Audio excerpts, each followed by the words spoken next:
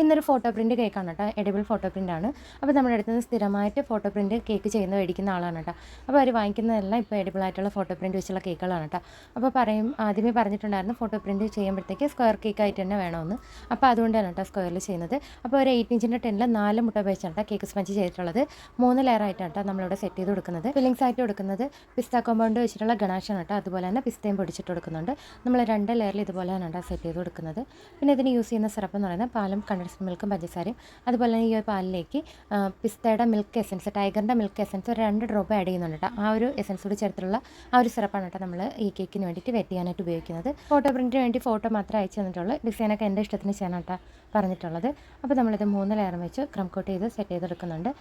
Finish ചെയ്യുന്ന ഒരു അരമണിക്കൂർ കഴിഞ്ഞിട്ടാണ് കേട്ടോ കേക്ക് ഫിനിഷ് ചെയ്യുന്നത്. സ്ക്വയർ കേക്കും ഹാർട്ടിലോ കേക്കൊക്കെ നമ്മൾ ഫിനിഷ് ചെയ്യാൻ കുറച്ച് സമയം എടുക്കും. അപ്പോൾ അതുകൊണ്ട് ഞാനിതൊന്ന് ക്രം കോട്ട് ചെയ്ത് ഫ്രിഡ്ജിൽ സെറ്റ് ചെയ്യാൻ വെച്ചതിന് ശേഷം മാത്രമായിരിക്കും കേട്ടോ സെറ്റ് ചെയ്തെടുക്കുന്നത്.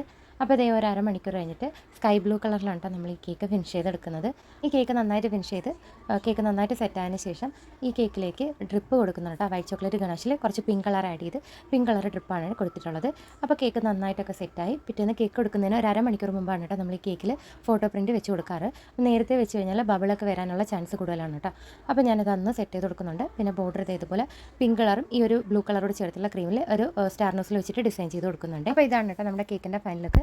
അപ്പോൾ ഇന്നത്തെ വീഡിയോ എല്ലാവർക്കും ഇഷ്ടമാവുന്നതായിരിക്കും. ഇഷ്ടമായിട്ടുണ്ടെങ്കിൽ തീർച്ചയായിട്ടും സപ്പോർട്ട് ചെയ്യണേ. അപ്പോൾ മറ്റൊരു വീഡിയോ ആയിട്ട് കാണാം. അതുവരേക്കും ടാറ്റാ.